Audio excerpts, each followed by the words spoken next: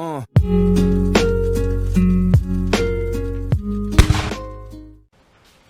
guys, welcome to another Tool Tuesday. So last week we went over screwdrivers, many different screwdrivers, all these screwdrivers. So basically you can never have too many. This week we're going to go over adjustable wrenches. Why? Because you can never go wrong with adjustable wrenches either, unless you just buy the really cheap ones. If you're trying to actually do a job with it and continue to use it on different jobs. So let's get over here and take a look at some adjustable wrenches. Alright, so you're asking yourself, why is he talking about adjustable wrenches? Why did he even talk about screwdrivers? Well, this is for starting a toolbox, starting to tinker with things, from the easiest, littlest thing that you could possibly have, as we go on to bigger and better tools that you could put in your toolbox. So we have adjustable wrenches right here, different qualities, different brands, different ways, different sizes.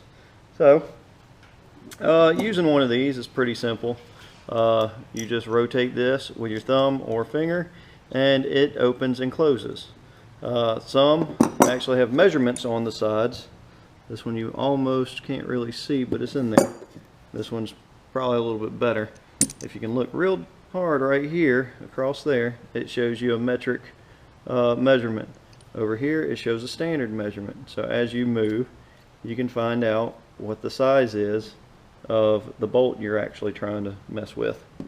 So these come in handy. They're not made for really torquing down anything, because these jaws, they move.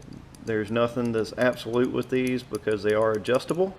They're not like a regular wrench that's solid, which also can rotate and round off bolts. But this is meant for a quick fix. Hey, I need this nut taken off that's possibly already loose. If not, I just need it moved either way, tightened or loosened. So with that, you can also sit there and figure out what the size is if you needed to, especially if it's a stubborn bolt and it won't give way. Find out the size on the side, go get you another wrench that's meant for that kind of stuff, which is definitely not the real way to do it, but it works. So you have your cheap basically this is Mech Power. I don't even know where this came from. Got a Husky, which weighs a little bit more, feels a little bit more steady, and a little bit just better as of quality. Then you have this Craftsman, which is a unique one. It's kind of like a vice grip. What it does is, once you get this jaw to a certain measurement for the bolt or anything, it has a lot of give. Well, once you squeeze this, it pushes against the rotating mechanism right here, so it keeps it tighter towards the bolt and it doesn't let go as easily. It also has teeth in here to grip better when the cheaper ones don't. They're flat with no grips. And then this is a bigger one that I use on my welding stuff and bigger bolts. This is a Pittsburgh from Harbor Freight. So with most of these, you can't go wrong with a decent set. More expensive you go, the better quality they are most of the time. But like I said, you're not using these in place of a wrench or a ratchet per se. These are helpful, but they're not the right tool for the job every time. So check some out. They're in the link in the description below towards I guess each type and size, so you can look at them. You don't like them? Cool, don't worry about it. Keep going. But yeah, so with using these, like I said, they work in a lot of different manners for bigger, smaller, whatever you need.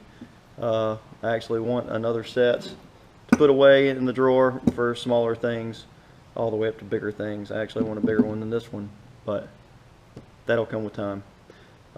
These don't range very much. I think this one was maybe 15 bucks the largest one. I think this one was actually 25 just because of the quality and the way it's built with the vice grip style handle. And then these were $7 or $8. So good starter tool. Oh yeah. We're going to keep up with this on a weekly basis, and if you have any suggestions, drop them down in the comments below, and we'll see where we get when we get to that week. And if I haven't thought of it or mentioned it, then we'll look at getting that tool if I don't have it, or mention it and talk about it. So, until next time.